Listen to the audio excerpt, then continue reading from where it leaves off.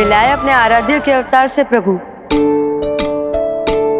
तो माखन कहाँ है?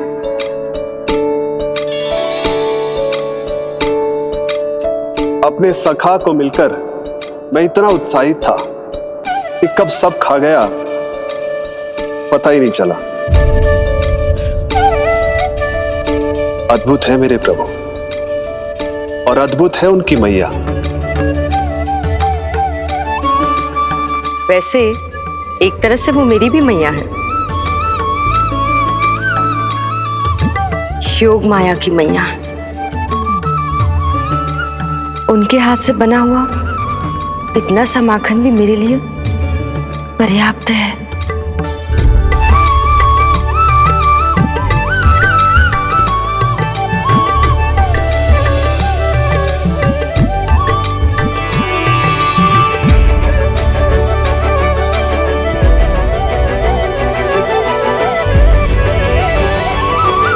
जैसी मैया वैसी ही उनकी पुत्री, उतनी ही भावुक, उतनी ही शक्तिशाली।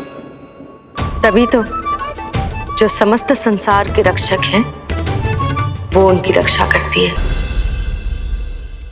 देख रहे हो लल्ला, रोहिणी जीजी ने कैसी कला सिखाई है मुझे। हाँ? देख रहे हो? मेरे लिए कुछ बना रही हो क्या? जो मन में है बोलते हो।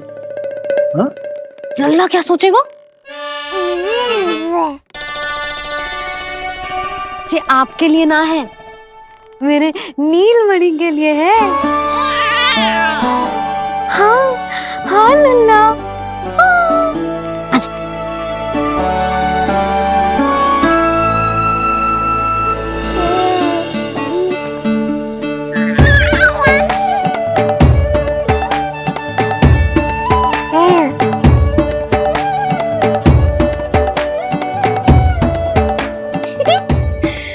अब लल्ला सदैव मेरे साथ रहेगा।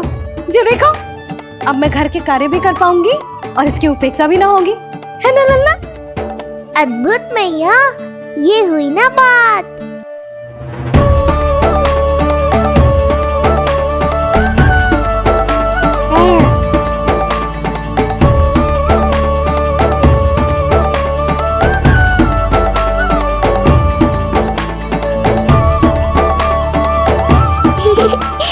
आनंद आ रहा है मैया।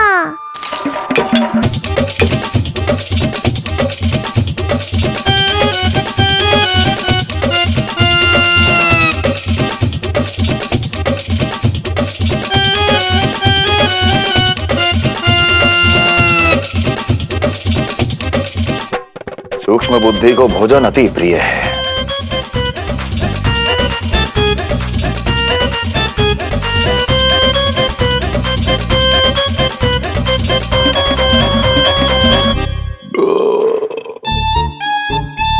आनंद आ गया प्रभु। अब आदेश करें आप। तुम्हें गोकुल जाना है सूक्ष्म बुद्धि। वहां जाके ये पता लगाना है कि नंद के घर में जो बालक है वो सच में विष्णु का ही अवतार है या नहीं। पता क्या लगाना प्रभु, उसके प्राण ही ले लूं।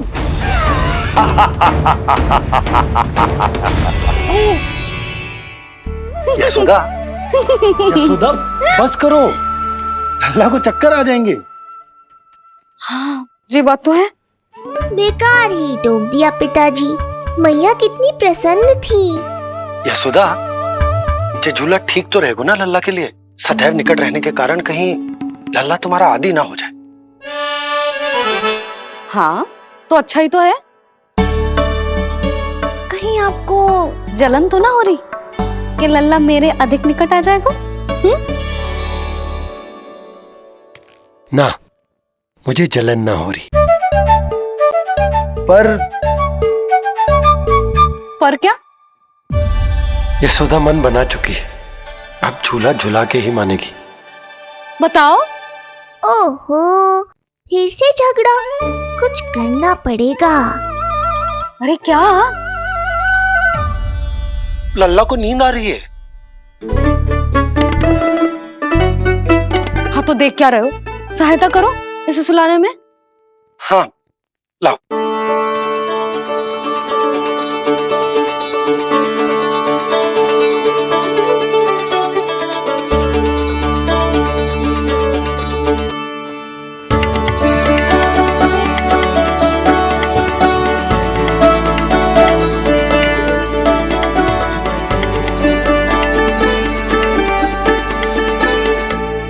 तूने हमारा जीवन बदल दियो है लल्ला। बस अब प्रतिदिन ऐसे ही बीते तेरे साथ, हंसते मुस्कुराते आनंद से।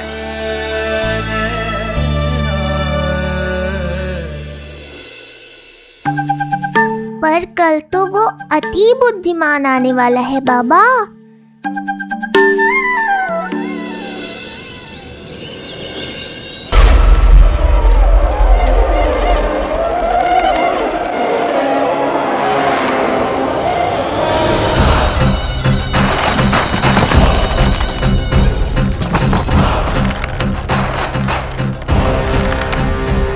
महापापी अत्याचारी कंस, तेरा काल तेरी प्रिय बहन के गर्भ से उसकी 8वीं संतान बनकर जन्म लेगा और तेरा विनाश करेगा।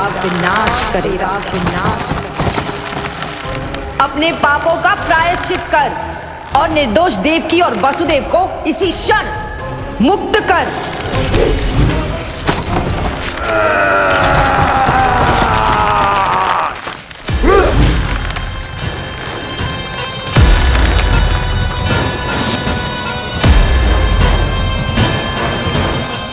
पूतना मृत्यु को प्राप्त हो चुकी है।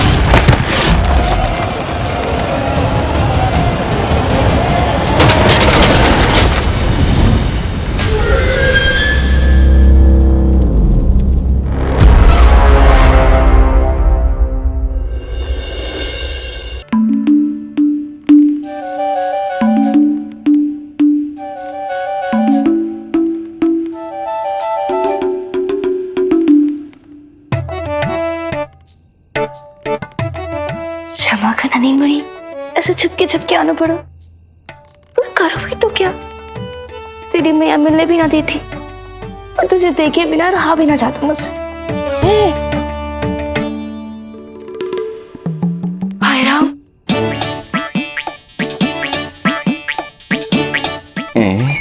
अब कौन आ गया?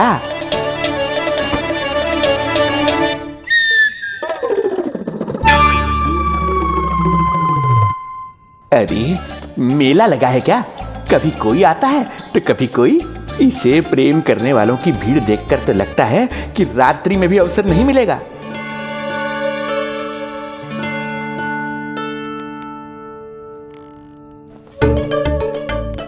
आज तो मैं आई हूँ तुझे निहारने, पर जब तू बड़ा हो जावेगो ना, तब तू भी ऐसे ही आवेगो छुप छुप के मुझे मिलने। ऐसे भी कस्तूरी से सुंदर कोई है भला गोकुल में? क्यों नील? मैं भी कितनी बावली हूँ, तुझसे कह रही हूँ ये। तुझसे ज्यादा मनमोहक कोई हो सकता है भला?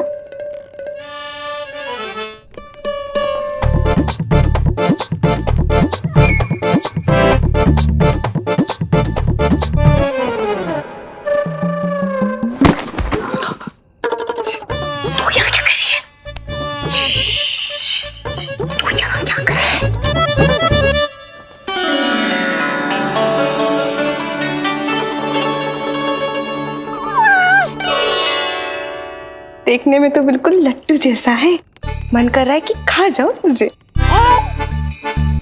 अरे ऐसा थोड़ी ना करोगी तेरे साथ, मैं तो तेरी प्यारी सुलक्षणा चाची हूं ना। हाँ? अच्छा, तुझे मिलने में इतनी रात को आई, तू प्रसन्न तो है ना? इन सभी को हमारे नीलमणि और पूतना की घटना के बारे में पता चला। अभी ये सब हमारे लल्ला का दर्शन करना चाहते हैं। इनको लगता है कि हमारा लल्ला विशेष है। भैया, कौन सच्चे मन से दर्शन करने आया, किसके मन में हित छुपा है, कैसे पता चलेगा? कैसे मिलने तो इन्हें लल्ला से? प्रणाम नंदराज। नंदराज जी, आपके बालक पर नारायण की कृपा है, बस एक बार उसके दर्शन करा दीजिए। प्रहरियों ने मना किया था, बार बार जाने के लिए भी कहा, पर ये पूरी रात्रि भर से यहीं प्रतीक्षा कर रहे हैं। बार बार कहे जा रहे हैं कि यदि नंद जी हमें ये कह दें कि लल्ला के दर्शन ना हो सके तो हम यहाँ से चले जाएंगे। हमारी पुकार सुन लीजिए गोप नरेश, अब आप ही हमारा अंतिम आसरा है।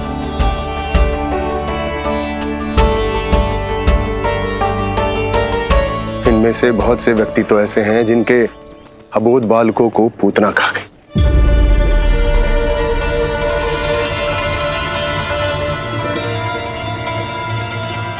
भैया मुझे तो कछु समझ ना आ रहा, आप ही बताएं मैं क्या करूं। अब मैं तो यही कहूंगा कि सावधान रहो, पर ये सभी लोग बहुत आस लेकर आए हैं यहाँ पर, इन्हें निराश मत करो। चिंता मत कर नंद, जब तक एक एक व्यक्ति हमारे लल्ला के दर्शन करके वहां से निकल नहीं जाता, मैं प्रहरियों के साथ में खड़ो रहूंगा, निगरानी करता रहूंगा। हमें लल्ला के दर्शन करवा दीजिए, हमें लल्ला के दर्शन करवा दीजिए, हमें लल्ला के दर्शन करने दीजिए, हमें लल्ला के दर्शन करने दीजिए, हमें लल्ला के दर्शन करने दीजिए, हमें लल्ला के दर्शन करने दीजिए। चलो सब दर्शन कर दें। अरे भैया, अरे कहाँ जा रहे हो? रुकिए, अरे ठहरिए, अरे रुकिए आप, ठहरिए, ऐसे नहीं, सब एक एक करके जाएंगे, ऐसे एक साथ नहीं। अरे आप लोग कहाँ जा रहे हैं? अरे मेरी बात तो सुनिए, अरे सुनिए, अरे रुको, अरे रुकिए, कहाँ जा रहे हैं आप सब लोग? रुकिए, एक साथ नहीं, देखिए एक एक करके, अरे सुनिए, अरे शांत हो जाइए आप सब लोग, धीरज धरिए। अरे धीरज धरिए, सबको दर्शन होंगे। लगता है अब मुझे ही संभालना होगा इन सबको।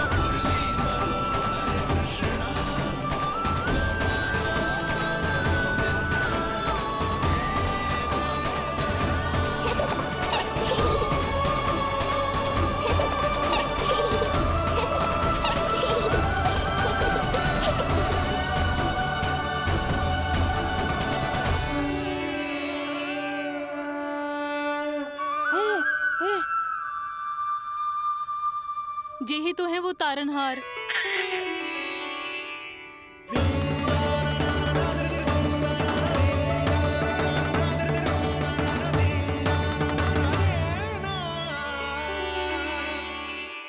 जब से हमारे पोते को पूतना ने खाया, हमारी बहू पत्थर बन गई थी।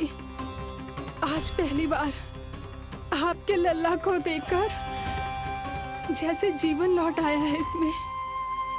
जसोदा रानी, आपका लल्ला आशा की किरण बन के आया है।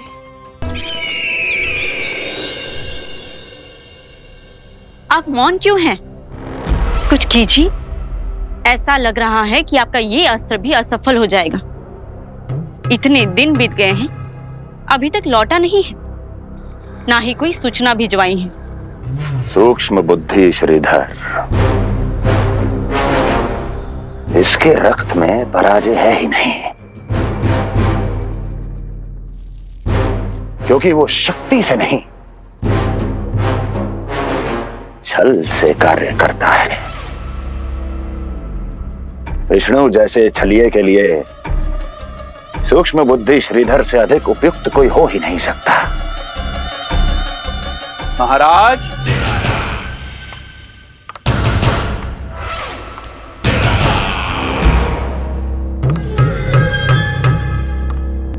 जिसे आप छलिया समझ रहे हैं महाराज, वो तो सृष्टि के रक्षक हैं, पालनहार हैं वो तो।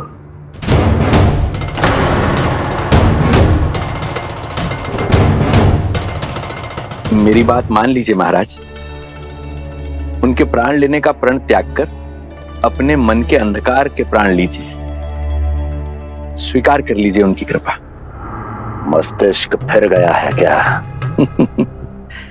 मस्तिष्क फिर नहीं गया है महाराज, बल्कि जीवन में पहली बार सही कार्य कर रहा है। और उनका सत्य आप भी जितना शीघ्र जान लेंगे उतना ही अच्छा है आपके लिए।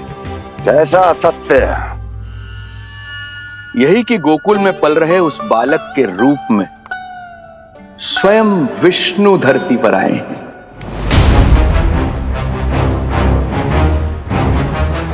यदि तुम ये सत्य जानते हो तो हत्या क्यों नहीं की उसकी?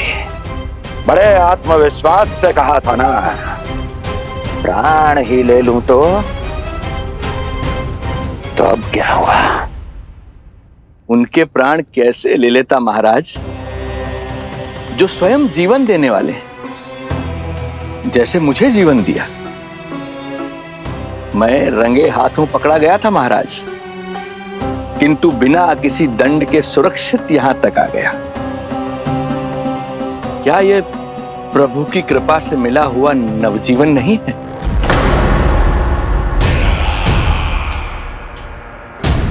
ये आपके सामने अपने शत्रु का गुणगान किए जा रहा है और आप अभी भी मौन हैं।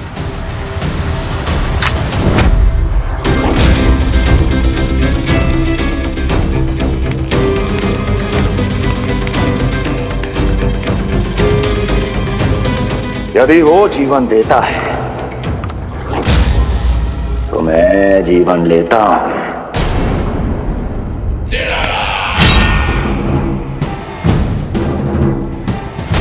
अब तेरा जीवन लूंगा यदि फिर से उसका बखान किया तो।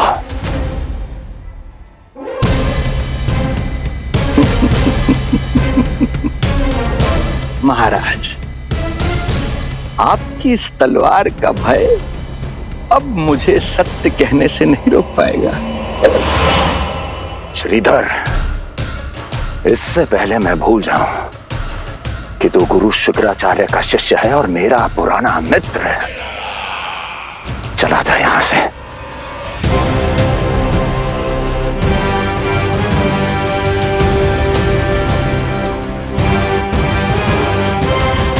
चला जा।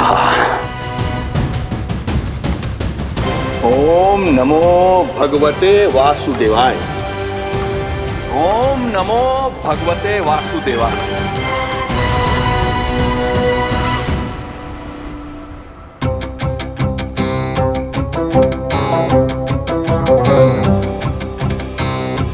अब आप क्या करेंगे महाराज?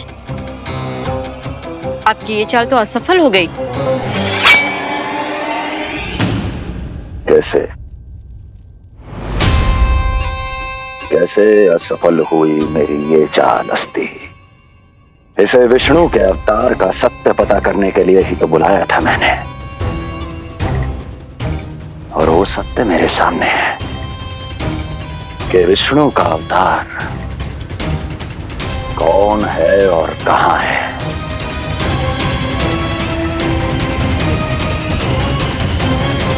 विष्णु विष्णु विष्णु। हे नारायण, आपका कोटि कोटि धन्यवाद जो आपने हमारे नीलमणि की रक्षा की। परंतु क्या होगा? हाँ,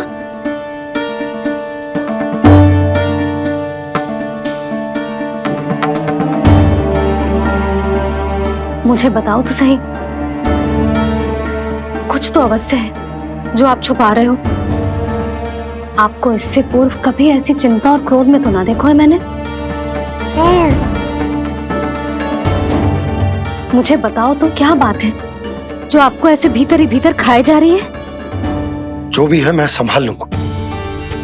बात को समझो यशोदा, मैं तुम्हें ना बता सकता। आप अपनी पत्नी को भी ना बता सकते? मैं अर्धांगिनी हूँ आपकी।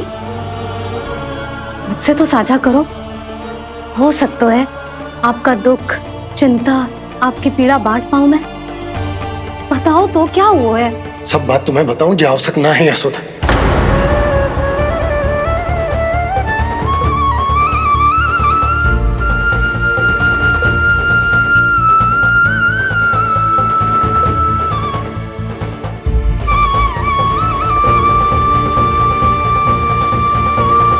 यशोदा,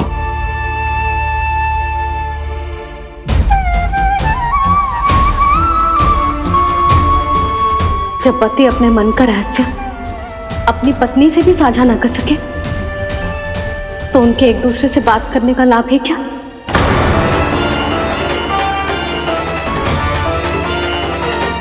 ये तो गड़बड़ हो गई।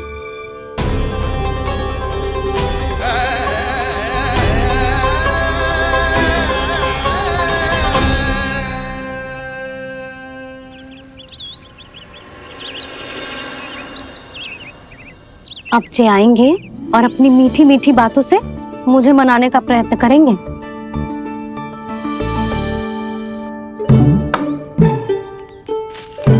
किंतु इस बार उनकी एक ना सुनूंगी मैं।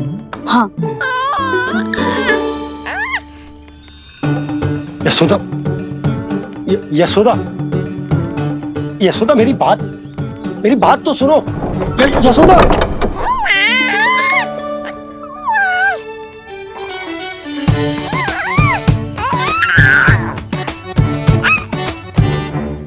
तू क्यों मुस्कुरा रहा है? तेरी मैया को मनाना आता है मुझे, तू बस देख तो जा।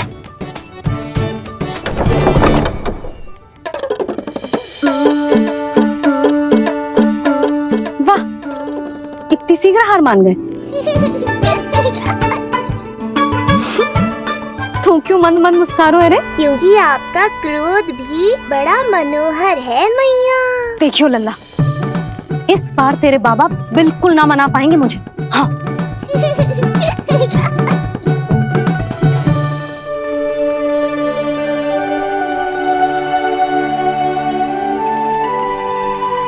जे मथुरा से लेकर आयो, पहनकर दिखाओ ना। लल्ला मैं अभी आई। हाँ यशोदा, यशोदा देख तो लो। बाबा, वस्त्रों और आभूषणों से कुछ नहीं होने वाला।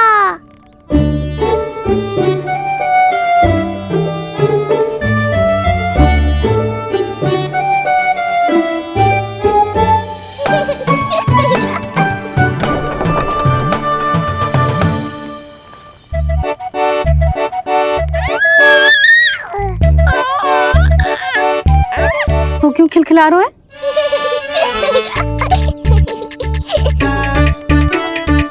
मैं तो बस इसे संभाल कर। तू चुप कर लल्ला।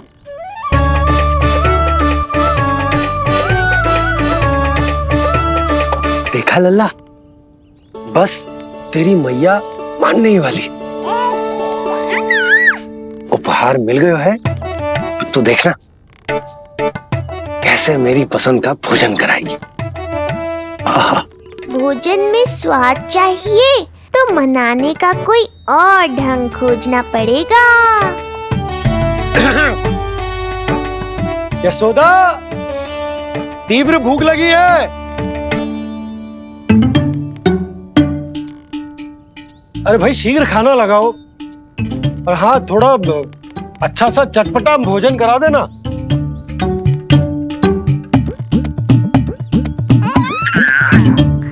अब देखना अच्छे अच्छे पकवान लेकर आएगी।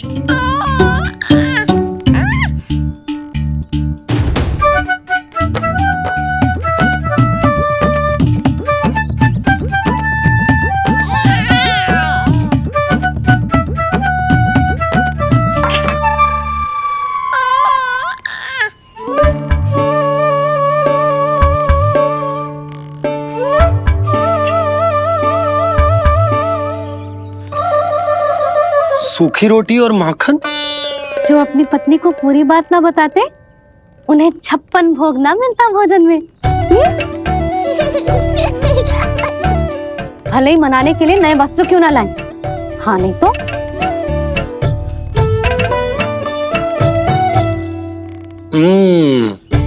वाह, ये सूखी रोटी और माखन में भी क्या स्वाद है। बस भोजन के साथ तुम ऐसी दो मीठी बातें कर लेती तो आनंद आ जाता। आनंद तो कछुआ पतियों को अपने पत्नियों से बातें छुपाने में भी बहुत आता है लल्ला।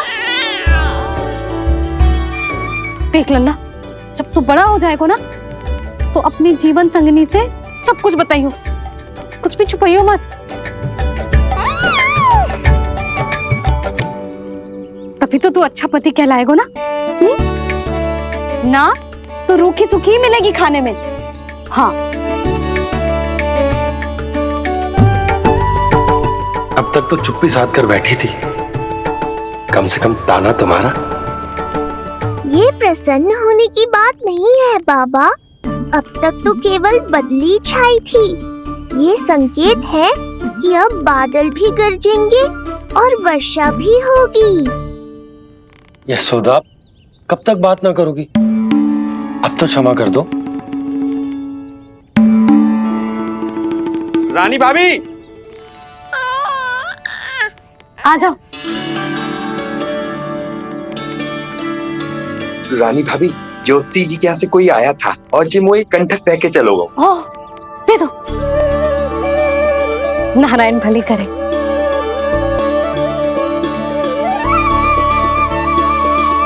कंठक किस लिए? तुझ पर इतने संकट आ रहे हैं ना लल्ला, इसीलिए ज्योतिषी जी से कह के जो यंत्र वाला कंठक मंगवाओ है तेरे लिए।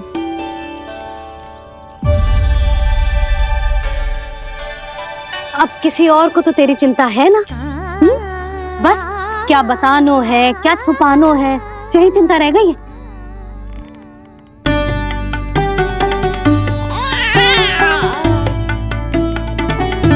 यशोदा, चिंता मुझे भी, तभी तो बता ना पा रहा कि हमारे लल्ला पर आने वाले संकटों के पीछे कोई और ना, स्वयं कंस।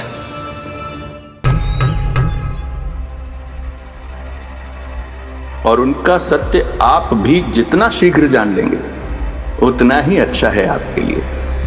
गोकुल में पल रहे उस बालक के रूप में स्वयं विष्णु धरती पर आए हैं।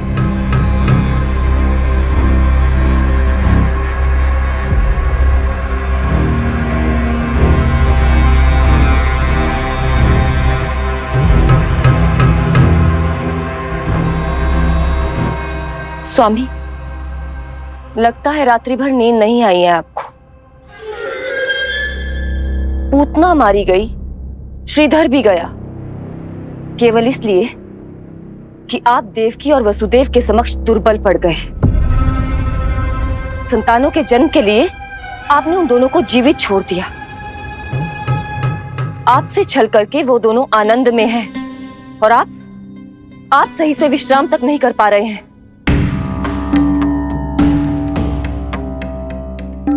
स्वामी, यदि आपके स्थान पर मैं होती ना तो उन दोनों को ऐसा कठोर दंड देती कि उचित समय पर हस्ती। पहले मैं उन दोनों के उस मायावी बालक का वध करूंगा, फिर उन दोनों को अपने पैरों के तले कुचल दूंगा मैं। किंतु जब तक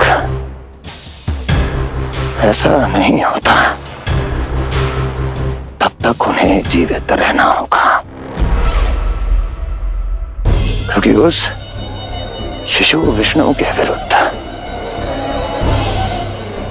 वो ये दोनों मेरा सुरक्षा कवच है।